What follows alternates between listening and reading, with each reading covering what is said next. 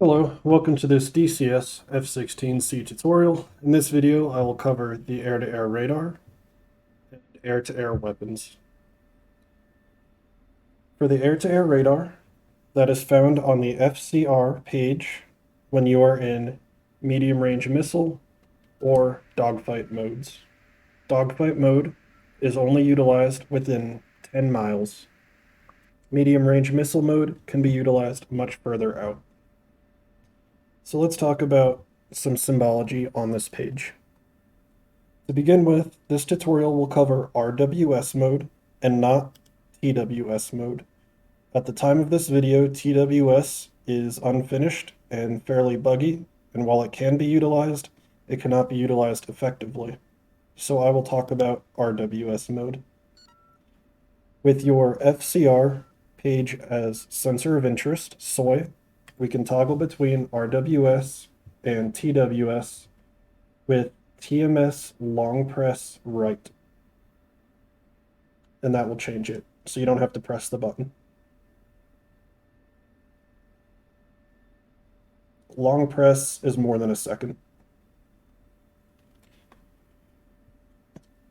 Further on the page, on the right, we have the distance of our radar. We are at the bottom, and then at the top would be 40 miles, in this case, away from us. I click this button, it is now 80 miles at the top, us at the bottom. Generally, you'll want to keep this on 80, so you will only really be locking fighter-sized targets about 40, which is about halfway up the page, if this is 80. But having it on 80 will allow us to have a better situational awareness of what is beyond our scope. This center cursor can be moved with our radar cursor controller, and the numbers here represent the altitude that your radar is scanning at this distance.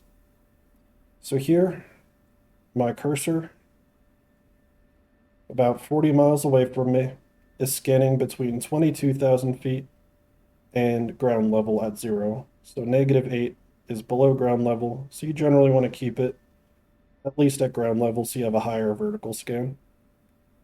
To change the scan of your radar, the control is called ant elevation knob, clockwise and counterclockwise, that we covered in the controls tutorial.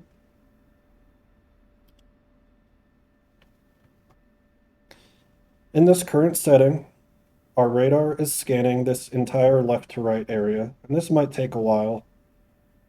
In order to scan a smaller slice of this page, we can move our cursor either to the side to only scan between these two vertical bars, to the side again to make it the full page, or we can click this A6 button to toggle it. We can even change it to be much smaller to put it to A1. What this means, it's the angle off our nose that our plane is scanning. So right here in A6, it is 60 degrees off our nose in either direction. In the A3, it is 30 degrees off our nose. In here, 10 degrees. So you can see each one of these ticks at the bottom represents 10 degrees. Generally, I'll be flying around in A3, so it's faster to scan utilizing the smaller section. And I'll just position the radar where I think it needs to be based on our data link contacts or what I see on the HSD. You'll notice wherever I slew the scan zone, whether to the left or the right, is reflected on the HSD, so I know where I'm scanning, to the left or to the right.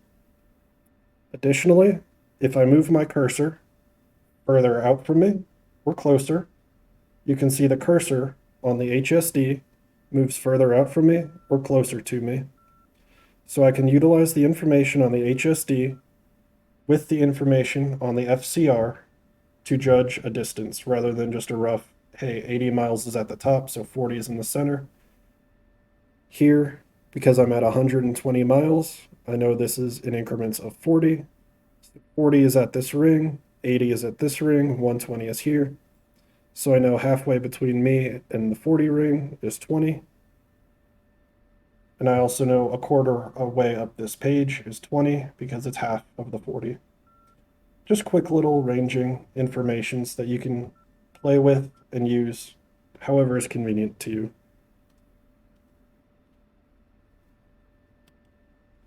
Additionally, we have control of this button here. This is our bar scan, which is the total vertical area that we're scanning. So here in 4 bar is the largest vertical. We can see that represented by the 29,000 and the 3,000 feet. If I reduce it to 1 bar, it is a much, much smaller section.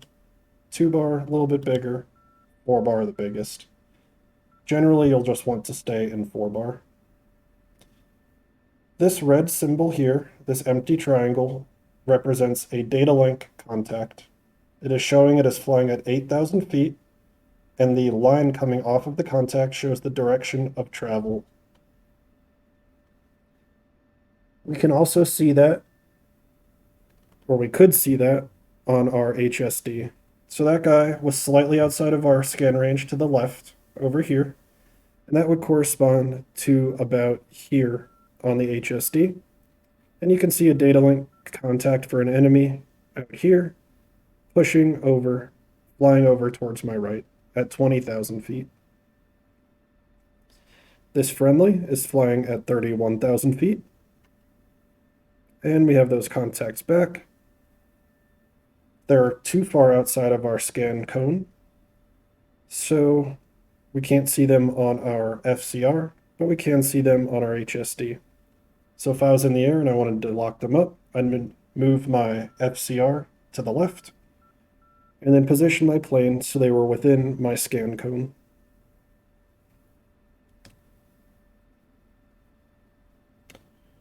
All right, that's enough for on the ground stuff. Let's get in the air. All right, now that we're in the air, let's talk about this in some more detail. So these white contacts popping up show unknown targets.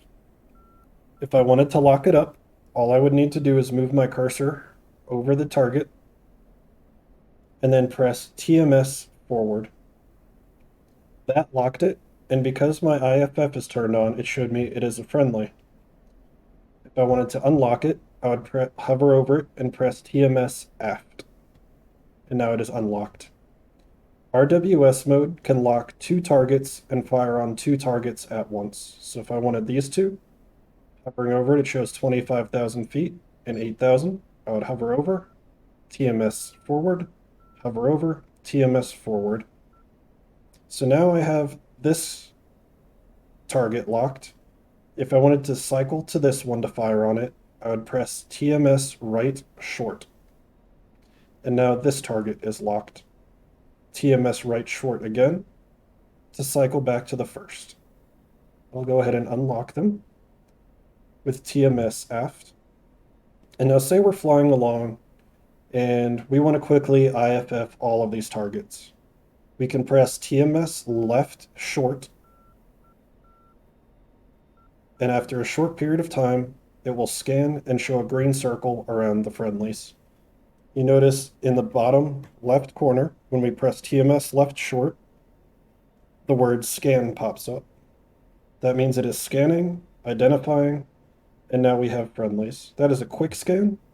If we did TMS left long, greater than 1 second, and release, it says LOS, and that gives a more detailed IFF interrogation.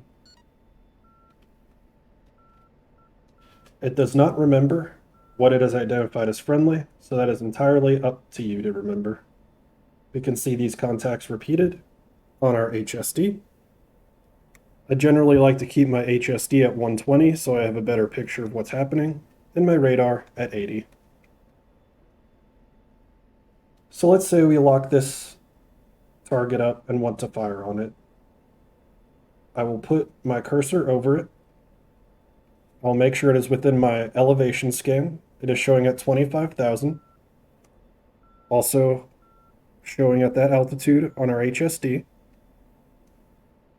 So I need to make sure 25,000 is between these two numbers at his position away from me. So I'll put the cursor about here 25 is between here, so I can lock him up, hover over, TMS forward, and now he's locked. One thing to note in the 16, when you have locked a target, it is going to cycle your range to the minimum possible range to keep it on the page. Once you have a target locked, you can no longer change your range. So it's best to lock up a far target before you lock a close target, because if you lock the close target, you won't be able to move your radar up to lock the long target. All right, now he's locked, and say I want to fire on him. You have some extra symbology. You have this cross. You put this cross in the center of this circle. That is putting you on an intercept course. So if I do that, I'll be flying towards him to intercept him based on his flight parameters and direction. And you have this small circle. See, now that he's within 20, it reduced the scale. This small circle is a shoot guidance.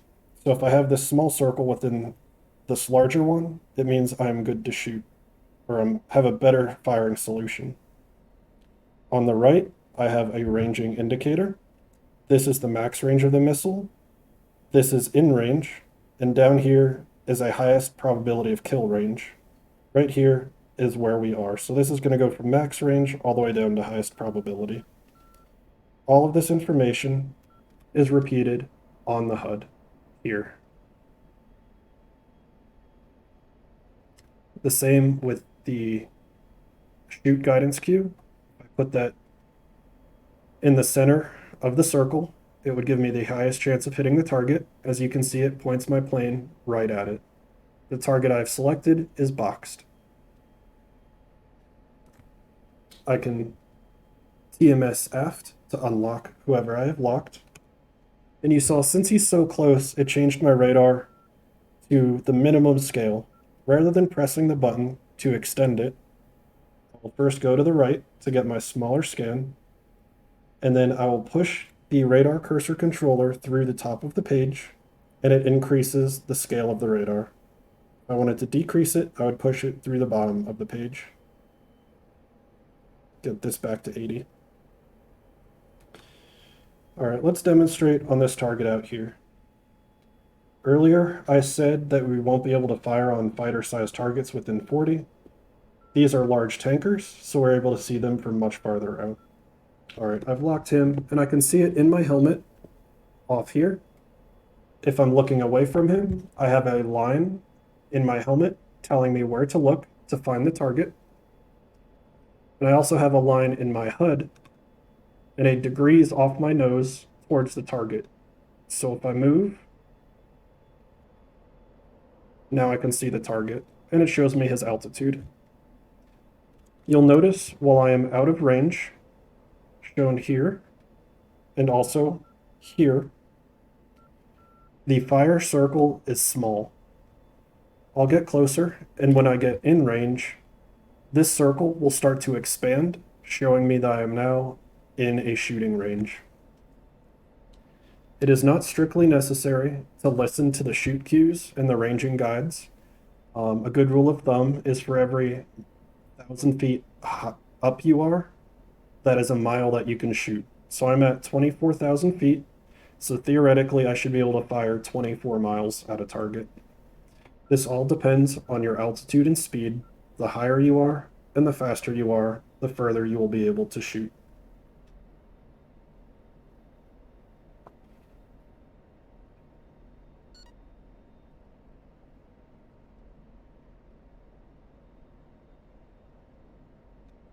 Here, we can see a range to the locked target, so 39 miles, and an estimated time for us to get within, to close onto the target.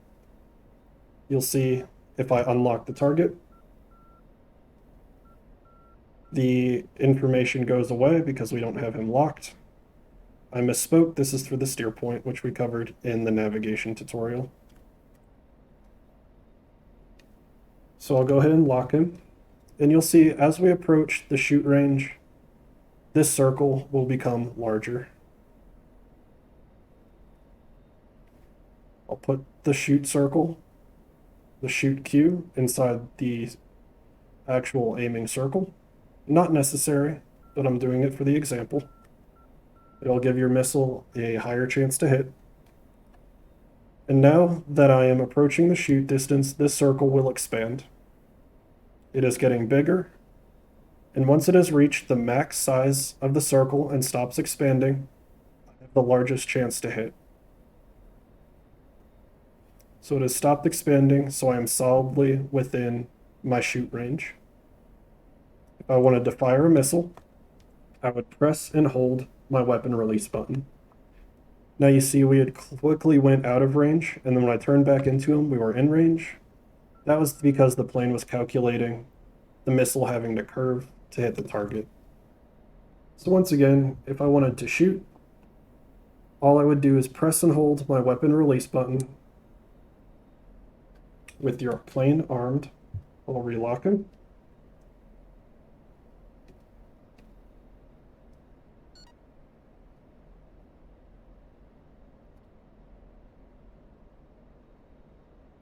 There we go. Press and hold your weapon release button. It's about 1.5 seconds, 2 seconds, holding it to release the weapon.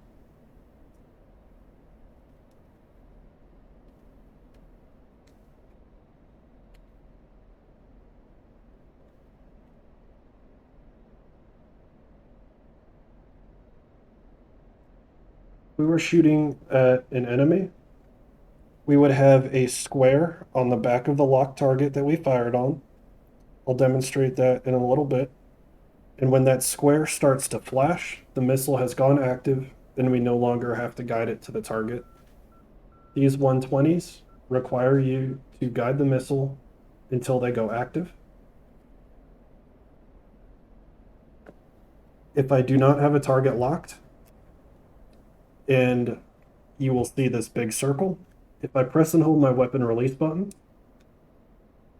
it will go active right off the rail and go for the first thing it sees within the circle. It does not care if it's friendly or enemy, so just keep that in mind. It is not something you want to utilize when you are around friendlies.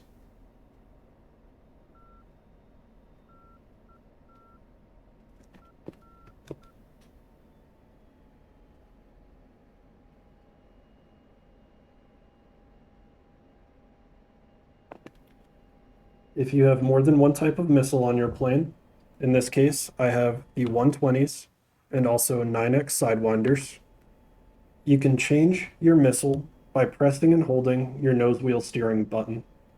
In the corner, we see our two medium-range missiles. Our AIM-120s are selected. If I press and hold nose wheel steering, it changes to two HOB, high off foresight missiles.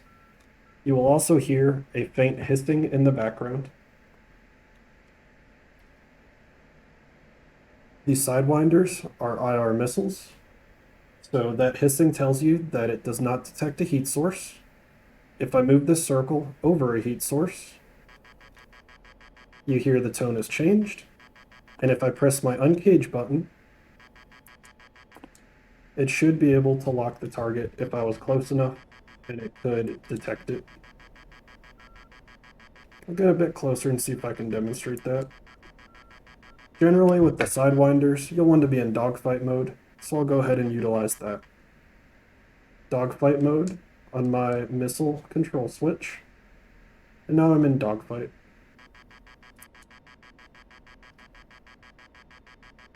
In dogfight mode, if you press TMS forward, you now have an egg in your helmet, and if you put the egg over a target, it will take some time and then try its best to lock it up.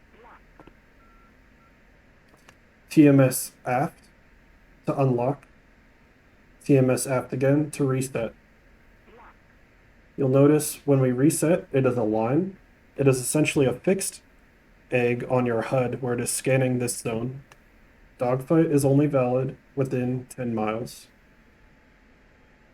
So I will go ahead and show how you can utilize the egg in your helmet.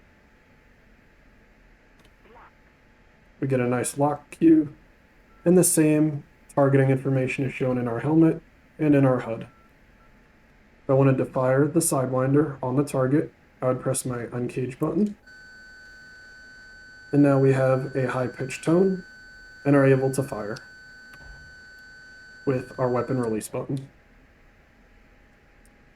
When you are in dogfight mode, if you press your trigger, you are able to fire your guns.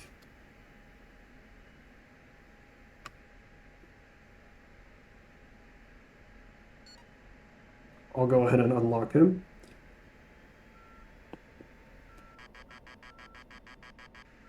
I'll get in close to demonstrate how to utilize this gun funnel, shown here. But as I do, once again, I'll show how to utilize the egg to lock a target. So I'm going to go to dogfight mode, TMS forward, put the egg over the target. It is locked. If I'm utilizing a Sidewinder, I'll press uncage. We now hear the tone and we see the diamond. That means we can fire.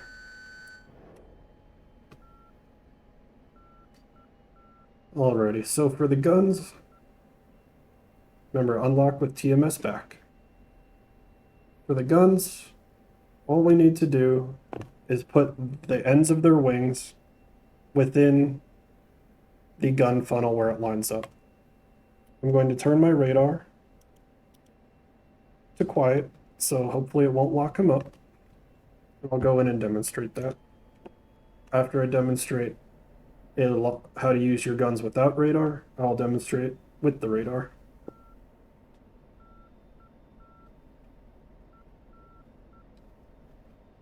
So when his wings are within touching the ends of the gun funnel, I know I can shoot.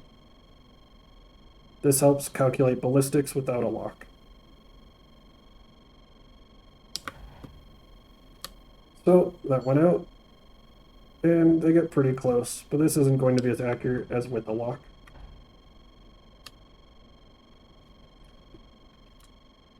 Alright, let's go ahead and lead some speed, and I'll come back in and show with the radar. Flip this back to turn it on. This switch, it puts your radar to quiet, so it'll become non-functional, but it will also prevent your plane from producing an EW radar signature.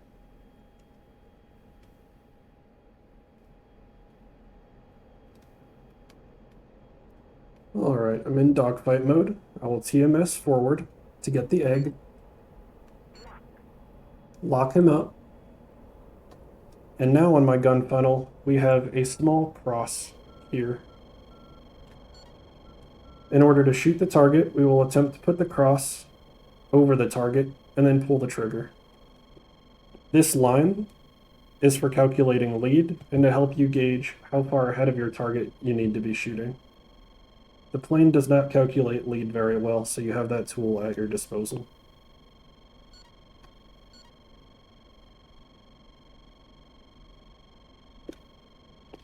You will see that the angle of this line corresponds with the turn of the plane. It is telling us he's turning that way.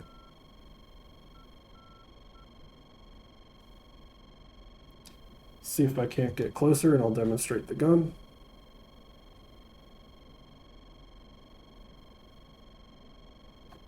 If I was trying to lead him from a distance, instead of utilizing the cross, I would put the line over the target and then pull the trigger. And then you just have to do some Kentucky windage to try and hit. If you're close, all you need to do is put the cross over the target and pull the trigger.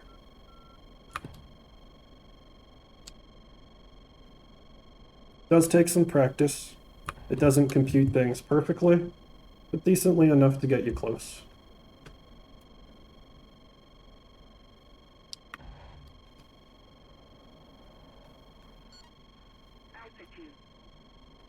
Alrighty, back to medium range missile.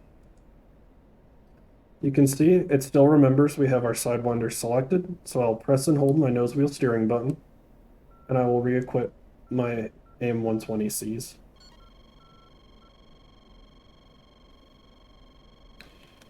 Alright, I'm showing an enemy contact on data link at 2,000 feet, so I will put my radar scanning 2,000 feet, And I'll just hold it there and maybe I'll pick him up.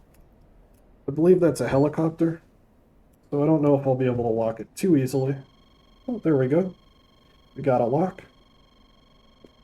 I'll look for it. It's right out there.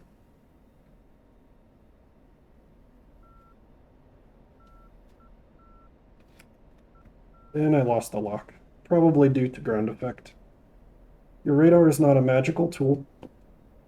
It is just doing its best to find a target out in front of you based on your cursor.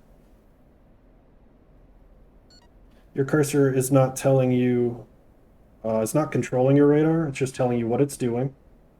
So here we can see it's scanning between 19 and ground level. Here it's scanning between 23 and 10. Helicopters are a bit hard to lock. The only control your cursor gives your radar is moving it left to right.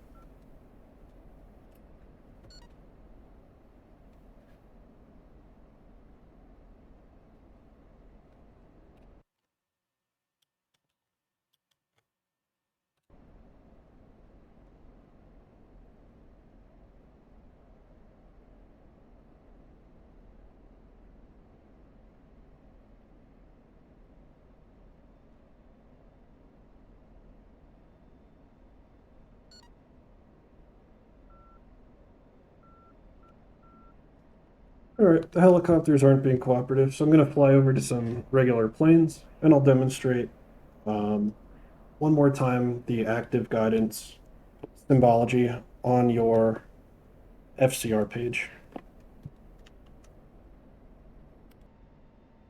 Alrighty, so I'm approaching some enemy fighters. We can see the data link contact shows they are at 21,000 feet, flying towards me. So I'll make sure that I'm scanning at 21,000 feet. So right now I am between 57 and 13,000. And I'm just going to wait for them to turn into the white bricks for me to be able to lock up. Additionally, we can see them on the HSD.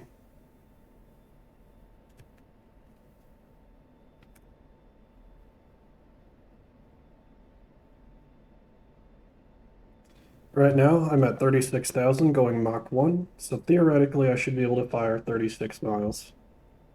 The data link contact has dropped off my radar page, so I just need to remember about what altitude they were at and adjust my scan accordingly. Here we can see the altitude our radar is scanning. It goes up, down, down, down, up based on our bar, so we'll tick 4 times, scanning high to low. And down here, it's scanning left to right within our zone. All right, they're pretty close. I have a potential lock. He is locked. Remember, RWF can lock too. So I'm going to fire on this one. I see another one. I will lock him. TMS right to switch to him. And then fire on him. And then you will see these solid squares behind the targets. Right there. When those start to flash, my missile has gone active, and I know I no longer need to maintain the lock unless I want to keep firing on them.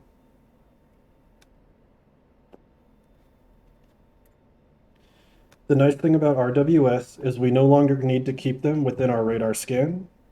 You will see the scan actually jumps outside of our scan volume to keep scanning the targets.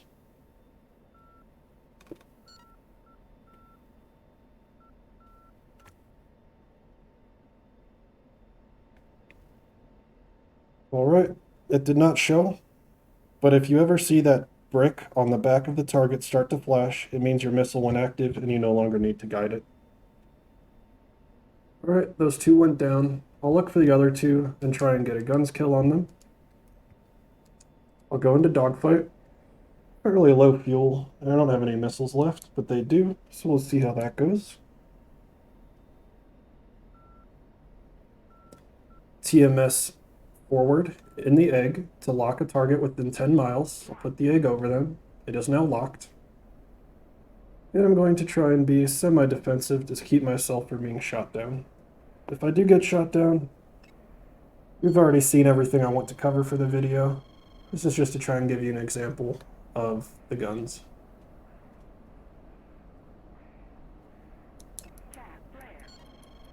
Gonna pop some preemptive flares.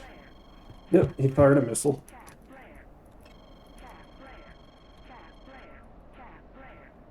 Alright, I evaded the missile, and I'm gonna try and turn into him.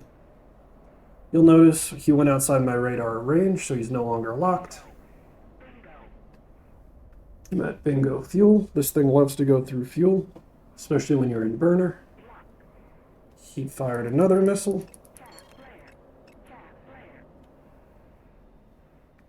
Get a lock.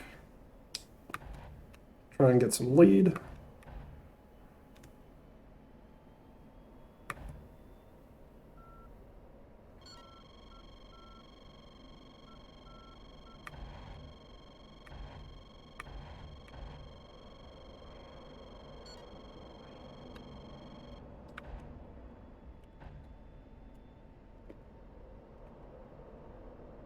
You see this small circle in the gun funnel? Just put the circle over the target and you should hit. It means the radar is calculated proper ballistics. So you see there, I put the circle over him, I fired and I was able to get a hit.